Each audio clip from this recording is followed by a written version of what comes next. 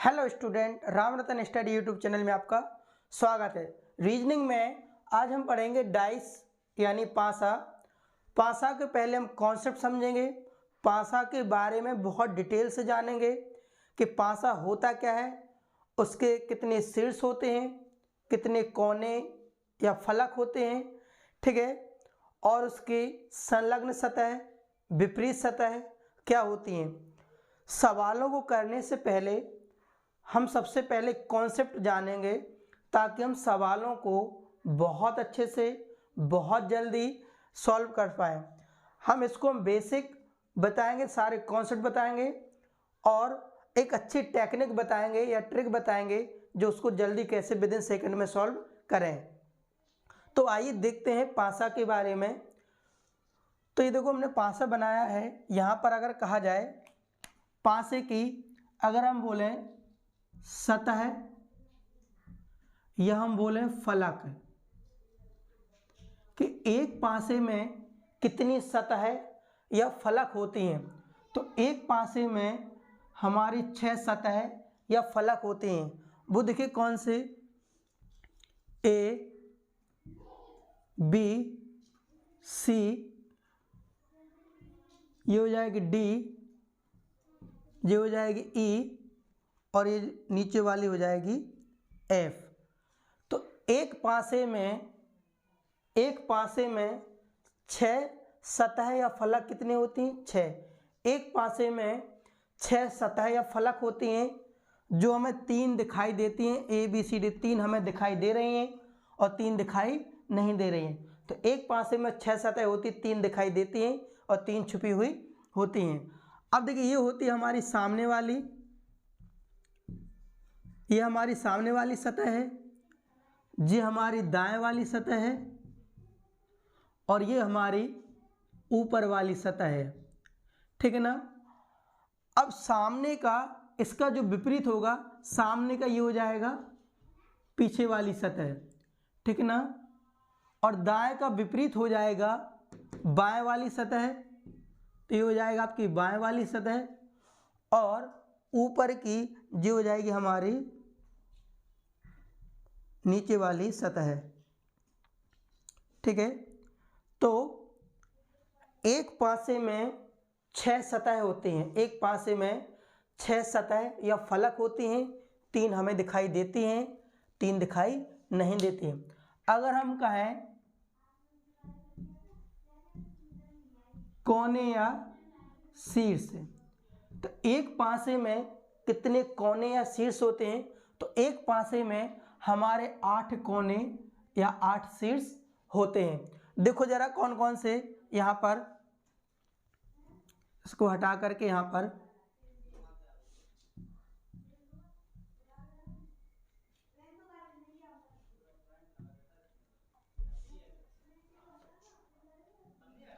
यहाँ हो जाएगी, ये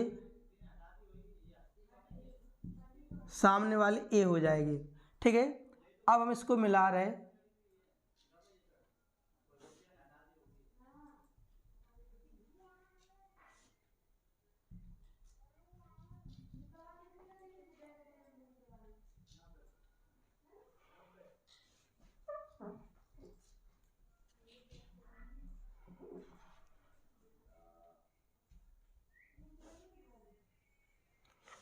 एक पासे में जरा देखिए, तो एक पासे में कितने कोने या शीर्ष होते हैं?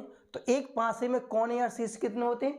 8 होते हैं। देखो कौन कौन से, 1 2 3 4 5 6 7 और ये 8।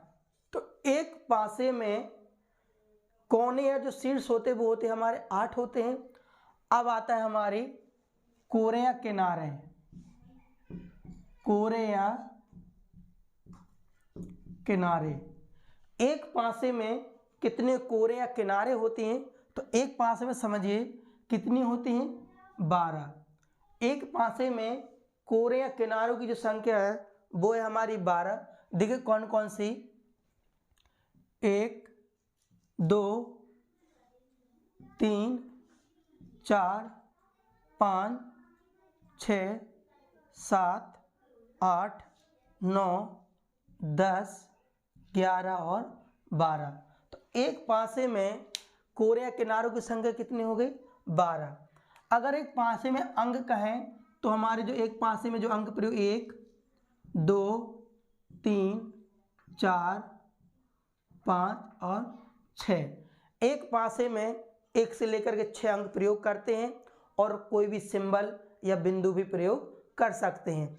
ठीक है, जरूर नहीं अंक ही प्रयोग किए जाएं, हम कुछ भी प्रयोग कर सकते हैं, वो सवालों में पता चलेगा। अब हम जानेंगे कि संलग्न सतह और विपरीत सतह क्या होती हैं। ठीक है, संलग्न सतह यहाँ पर देखेंगे जरा कि संलग्न सतह या विपरीत सतह क्या होती हैं, तो जरा देखें। यहाँ हम लिखेंगे पहले फलक,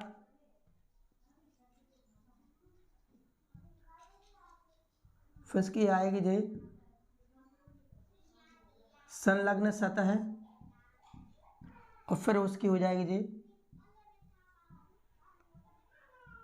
विपरीत सतह। तो देखो हमने ये वाली लिखी, ये तो हो गई हमारी ए सामने वाली सतह है, और ये जो बी हो गई वो हमारी हो गई दाएं वाली सतह, और हमारी जो सी हो गई वो हमारी हो गई ऊपर वाली सतह है। और अगर इसकी जे कहा जाए तो ये हो गई आपकी कौन सी डी, जो पीछे वाली सतह हो गई,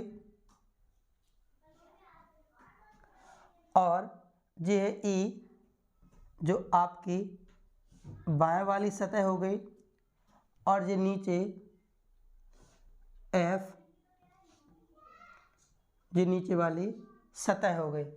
अब जरा समझेंगे इसको हम डिटेल से अच्छी तरह से कि यहाँ पर अगर देखा जाए ये एक फलक है, इसको देखा जाए ये ए वाला ए फलक, इस ए फलक से हम देखेंगे कि कौन कौन सी सतह जुड़ी।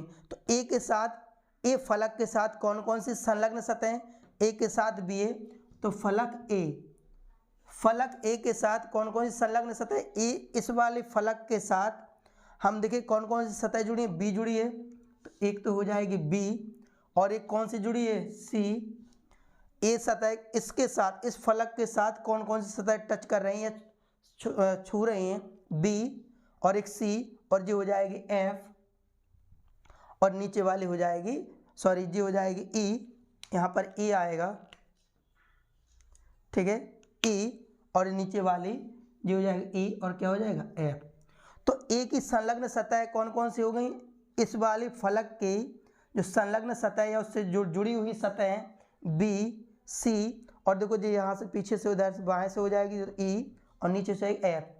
तो ए की संलग्न सतह कौन नहीं है, डी। तो जो ए की संलग्न सतह नहीं है तो वो उसकी विपरीत हो जाएगी, ए की विपरीत क्या हो जाएगी डी, तो ए की विपरीत सतह हो जाएगी डी। अगला आता है हमारा बी।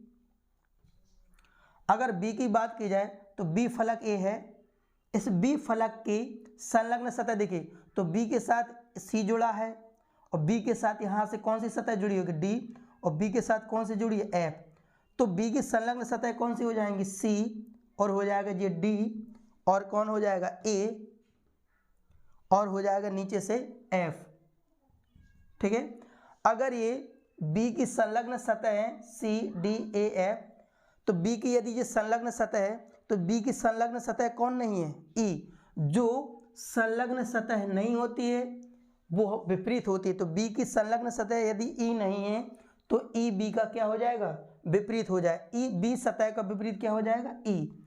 इसी प्रकार देखें जरा सी, अगर हम बात करें सी की तो सी संलग्न सतह, सी क्या है एक सतह है, सी की संलग्न सतह देखेंगे तो सी के साथ कौन कौन जुड़ा है, सी के साथ कौन जुड़ा है, सी के साथ जुड़ा है ए। इस सी वाले फलक ऊपर वाला फलक देखो, इस फलक के साथ कौन कौन सा फलक टच हो रहा है, एक तो हो रहा, तो सी का संलग्न ए सतह है, और सी का संलग्न कौन सतह है बी, सी का संलग्न बी है, और सी का संलग्न कौन है डी, और सी का संलग्न कौन है, ई। अब बताओ सी का संलग्न कौन नहीं है, सी का संलग्न कौन नहीं है? तो सी का संलग्न कौन सा नहीं है, एफ नहीं है। जब सी का संलग्न एफ नहीं है तो सी का विपरीत क्या हो जाएगा, एफ हो जाएगा। सी का विपरीत क्या हो जाएगा, एफ हो जाएगा। अब यहाँ पर देखें जरा, अगर हम बात करें यहाँ पर देखो, सी के बाद आता है डी, ठीक है, डी आता है। तो डी देखिए, तो डी की संलग्न सतह कौन है, डी की संलग्न सतह डी के इस वाली पीछे वाली साइड से है। तो डी की संलग्न सतह डी के साथ कौन जुड़ रहा, सी। डी के साथ यहाँ कौन जुड़ रहा, बी। और डी के साथ यहाँ कौन जुड़ रहा, ई। और डी के साथ एक नीचे कौन जुड़ रहा होगा, एफ। तो डी की संलग्न सतह हो जाएंगे सी, बी और ई। डी की संलग्न सतह सी, बी, ई और नीचे से हो जाएगा कौन हो जाएगा, एफ, ठीक है। तो अगर डी की ये संलग्न है तो डी की संलग्न कौन नहीं है, ए। डी की संलग्न कौन नहीं है, ए। जब डी की संलग्न सतह ए नहीं होगा तो ए डी का क्या हो जाएगा, विपरीत हो जाएगा। ए डी का क्या हो जाएगा, विपरीत हो जाएगा। तो अर्थात ये हमारा कहने का मतलब, इसी प्रकार अगर हम कह दें ई, तो यहाँ पर देखिए, यहाँ पर अगर दिखाई दे रहा है तो समझ जाना है। यहाँ पर अगर हम कहें किसका, ए, हम बोलते जा रहे हैं ई, तो ई की संलग्न सतह कौन कौन से हो जाएंगे, ई की संलग्न सतह हो जाएंगी, ई की संलग्न सतह हो जाएंगी सी, ई की संलग्न सतह हो जाएगी सी, और ई की संलग्न सतह हो जाएगी डी। ई की संलग्न सतह हो जाएगा ए, और ई की संलग्न सतह कौन हो जाएगा, एफ। तो ई की संलग्न सतह हो जाएगा सी, और संलग्न हो जाएगा डी, और ये संलग्न हो जाएगा कौन, ए, और ए संलग्न हो जाएगा एफ। तो ई का संलग्न सतह कौन नहीं है, बी। यदि ई का संलग्न सतह बी नहीं है तो ई का विपरीत सतह क्या हो जाएगा, बी। एक और देखिए, अगर दिखाई नहीं दे रहा तो हम बोलते जा रहे हैं तो लिखना, यहाँ पर अब आता है एफ, ठीक है। तो एफ की संलग्न सतह ए हो जाएगा, एफ की संलग्न सतह बी हो जाएगा, एफ की संलग्न सतह डी हो जाएगा, और एफ की संलग्न सतह क्या हो जाएगा, ई हो जाएगा। तो एफ की संलग्न सतह ए, बी, डी और ई, ये एफ की संलग्न सतह ए, बी, डी, ई हो जाएगी। तो एफ की संलग्न सतह कौन नहीं है, सी। एफ की संलग्न सतह कौन नहीं है, सी। तो एफ का विपरीत क्या हो जाएगा, सी। तो अर्थात ये मेरा कहने का मतलब है कि जो संलग्न सतह होती हैं वो विपरीत नहीं होती हैं, और जो विपरीत होती हैं तो वो संलग्न नहीं होती हैं। अगर हम कहें सामने वाले का विपरीत क्या हो जाएगा, पीछे वाला डी, यानी ए का विपरीत क्या हो जाएगा, डी, क्योंकि एक के साथ कौन सी सतह नहीं जुड़ी है, डी नहीं स्पर्श कर रही है। अगर हम कहें बी का संलग्न सतह कौन कौन से हो जाए, तो बी की संलग्न सतह सी, डी और यहाँ से एफ और यहाँ से ए। तो बी के साथ कौन संलग्न नहीं है, ई। तो जब बी ई का संलग्न नहीं तो बी ई का क्या हो जाएगा, विपरीत हो जाएगा। तो कहने का मतलब है जो संलग्न होती हैं वो विपरीत नहीं होती हैं, और जो विपरीत होती है वो संलग्न नहीं होती हैं। ये हमने एक पासे की खुली आकृति हमने बताई, यहाँ पर खुली आकृति। तो देखो खुली आकृति, मान लिया हमने ए क्या है हमारा, कि एक पास ए हमारा हो गया सामने वाला, इसी पासे को यदि हम खोलें तो ए तो हो गई हमारे सामने वाली सतह, और ये सी क्या होगी, हमारी ऊपर वाली सतह हो गई, है ना। और बी क्या हो गई जी, हमारी दाएं वाली सतह हो गई, ठीक है। और एफ हमारा कौन सा हो गया ये, और जो ई है तो ई हमारी कौन सी हो गई, बाएं वाली सतह हो गई, ठीक है। और हमारा बचा एफ, तो एफ हमारा हो गया नीचे वाली सतह, ठीक है, नीचे वाली सतह। तो देखिए एक छोड़ के एक होता है, तो ऊपर का विपरीत क्या हो जाएगा, देखो ऊपर का विपरीत क्या हो जाएगा, नीचे। ऊपर का विपरीत क्या हो जाएगा, नीचे। तो ऊपर का विपरीत, इसका विपरीत तो ए हो गया, ठीक है। और दाएं का विपरीत क्या हो गया, बाएं हो गया। अब सामने का जो विपरीत होगा, अब सामने का विपरीत पीछे, तो सामने का विपरीत हम पीछे वाले को यहाँ भी लगा सकते हैं, यहाँ भी लगा सकते हैं, यहाँ भी लगा सकते हैं, और यहाँ पर भी लगा सकते हैं। तो सामने का हमारा विपरीत यहाँ पर क्या हो जाएगा, सामने का डी, तो डी हमारे यहाँ पर भी हो सकता है, ये जो पीछे वाला हो जाएगा। एक केस तो हम यहाँ पर बना लेंगे, दूसरा हम यहाँ पर भी लगा सकते हैं, तो डी ये पीछे हो जाएगा। तो एक कंडीशन ये दूसरा ये बन सकता है, ठीक है ना, तो दूसरा आकृति ये बन सकती है। तीसरा हम यहाँ पर लगा सकते हैं डी को पीछे,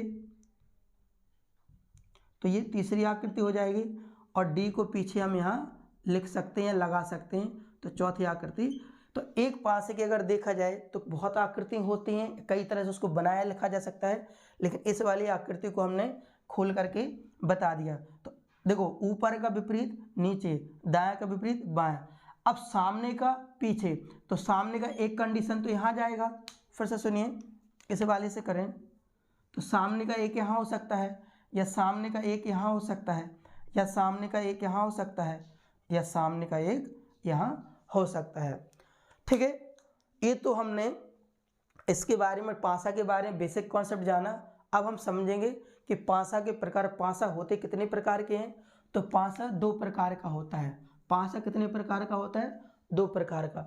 एक तो होता है साधारण पासा, दूसरा होता है मानक पासा। तो साधारण पासा में देखो, दो निकटवर्ती सतहों का योग 7 होता है। देखिए, साधारण पासा में क्या कहा, दो निकटवर्ती सतह, कोई भी दो निकटवर्ती सतह हो, कोई दो निकटवर्ती, यहाँ कोई नहीं लिखा तो समझ जाना, या दो निकटवर्ती सतहों का योग, कोई दो निकटवर्ती सतहों का योग यदि 7 होता है तो वो हमारा साधारण पासा होगा। इसमें क्या होता है, कोई दो विपरीत सतहों का योग 7 होता है, ठीक है। अब समझ जाना हमने क्या कहा, हमने यहाँ पर लिखा है निकटवर्ती, ध्यान रखना, और यहाँ पर हमने लिखा है विपरीत। तो साधारण पासा में दो निकटवर्ती सतहों का योग 7 होता है, और मानक पासा में विपरीत सतहों का योग होता है 7। जैसे ये उदाहरण हमने लिखा है, यहाँ पर लिख दिया हमने 2 1 5 4 6 3 और 1 6 5। अगर हम आपसे कहें कि ये कैसा पासा है, तो 2 1 5। तो अगर ये देखा जाए 2 5 1, जिन तीनों की तीनों निकटवर्ती सतह हैं, तो कोई भी दो निकटवर्ती सतह देखो तो 2 2 और 5 और 2 7 हो रहा। यदि दो निकटवर्ती सतहों का योग, कोई भी दो निकटवर्ती, चाहे ये वाली हो, चाहे ये वाली, चाहे ये वाली, कोई भी दो निकटवर्ती सतहों का योग यदि 7 होता है तो हमारा साधारण पासा कहलाता है। तो ये हमारा कैसा पासा हो जाएगा, साधारण पासा हो जाएगा। अगर इस अंकों के विपरीत हमें बताना हो, अंक और विपरीत, यदि इन अंकों के यानी 1 का विपरीत, 2 अंक का विपरीत और 5 अंक के विपरीत मुझे बताना हो, तो क्या करेंगे, तो एक अंक के विपरीत कौन कौन से हो गए, एक पासे में 1 से लेकर के 6 तक अंक होते हैं। अब बताइए, अगर हम आपसे पूछें इस वाले पासे में 1 अंक का विपरीत क्या होगा, 2 अंक का विपरीत क्या होगा, 3 अंक का विपरीत क्या होगा। तो 1 अंक का विपरीत या 2 अंक या 5 अंक का विपरीत, वो अंक विपरीत होंगे जो इस पासे से गायब है। तो इस पासे से कौन कौन से गायब है, एक तो है 3 4 और 6। तो 1 के विपरीत 3 भी हो सकता है, 4 भी हो सकता है, 6। तो ऊपर वाला का विपरीत यानी 1 का विपरीत क्या आएगा, नीचे वाला। तो नीचे 1 का विपरीत यानी जो नीचे होता है, ऊपर का विपरीत नीचे, तो नीचे वाली सतह पर हमारा 3 भी हो सकता है, 4 भी हो सकता है, 6। तो 1 का विपरीत 3 4 6 में से कोई एक होगा, ठीक है ना। लेकिन हम एग्जैक्ट नहीं कह सकते कि कौन सा होगा। अब 2 का विपरीत, अगर 2 का सामने का हो जाएगा पीछे, तो 2 का विपरीत भी वही 3 4 6, 3 4 6 में से कोई एक अंक होगा। 5 का देखिए, 5 का विपरीत क्या हो जाएगा, वही 3 4 6। तो 5 का विपरीत भी 3 भी हो सकता है, 4 भी हो सकता है, 6, कोई एक अंक होगा। इसी प्रकार देखिए, सबसे पहले हम ये देखेंगे कैसा पासा है। तो बताओ, 4 और 3 7, ये दो निकटवर्ती सतहों का योग कितना हो रहा है, 7 हो रहा है। तो ये कैसा पासा है? साधारण पासा है। जब साधारण पासा है तो देखिए अंक और ये विपरीत, तो अंक कितना 3 4 6, 3 4 6 के विपरीत। तो इसमें कौन कौन से अंक गायब है? एक तो 1 अंक गायब है, एक 2 अंक गायब है और एक कौन अंक गायब है? 5। तो अगर हम कहें इस दाएं वाले यानी 3 अंक का विपरीत ये वाला होगा बाएं, तो 3 अंक के बाएं वाले पर या 3 अंक का विपरीत कौन कौन सा हो सकता है? तो इस बाएं वाले पर या तो हमारा 1 अंक होगा या 2 होगा या 5, 1 2 5 में से कोई एक अंक विपरीत हो सकता है, लेकिन एग्जैक्ट नहीं कह सकते कि 1 होगा कि 2 होगा कि 5 होगा। ठीक है, अब देखिए जरा 4 का विपरीत भी वही हो जाएगा 1 2 और 5, 6 का विपरीत 1 2 और 5। इसका देखे जरा अंक और विपरीत, अंक कौन कौन से? 1 5 और 6। तो 1 का विपरीत क्या हो जाएगा? इसमें भी कैसा पासा? सबसे पहले हम पासा चेक करेंगे, 6 और 1 कितना हो रहा है? 7, तो 7 हो रहा, तो ये कैसा पासा है हमारा? साधारण पासा है। और साधारण पासा में क्या होता है कि 1 5 6 का विपरीत कहा जाए तो इसमें कौन कौन से अंक गायब है? एक तो 2 3 और 4, 2 3 अंक गायब हैं। तो एक का सामने का हो जाएगा पीछे, तो 1 के पीछे वाले यानी 1 का विपरीत के साथ 1 का विपरीत कौन कौन सा अंक हो सकते हैं? या तो 2 हो सकता है या 3 हो सकता है या 4 हो सकता है। ठीक है, इसी प्रकार 5 के विपरीत 2 भी हो सकता है, 3 भी हो सकता है और 4। 6 का विपरीत यानी ऊपर के नीचे, तो नीचे सतह पर 2 भी हो सकता है, 3 भी हो सकता है, 4 भी हो सकता है। तो अभी हमने जाना है किस पासे के बारे में? साधारण पासा के बारे में। अब हम पढ़ेंगे मानक पासा। जैसे हम कहते हैं 1 2 3 6 4 5, अगला आता है 3 6 1, 3 6 1। ठीक है, तो देखे जरा इसका, हम सबसे पहले ये देखेंगे कि कैसा पासा है। सबसे पहले हम ये देखेंगे कि कैसा पासा है। 1 2 3, तो इनमें कोई भी निकटवर्ती सतहों का योग क्या नहीं हो रहा? 7 नहीं हो रहा, तो ये कैसा पासा है हमारा? मानक पासा है। 4 6 5, कोई भी दो निकटवर्ती सतहों का योग, कोई भी दो निकटवर्ती सतहों का योग क्या नहीं हो रहा? 7 नहीं हो रहा, तो कैसा पासा है जी हमारा? मानक पासा है। 3 सॉरी यहाँ पर ये वाला, यहाँ पर क्या आएगा? 2 3 6, 2 अंक लिखा है, तो इनमें कोई भी दो सतहों का योग क्या नहीं हो रहा? 7 नहीं हो रहा, तो ये कैसा पासा है? मानक पासा है। जब मानक पासा है तो विपरीत अंकों का योग क्या होता है? 7 होता है।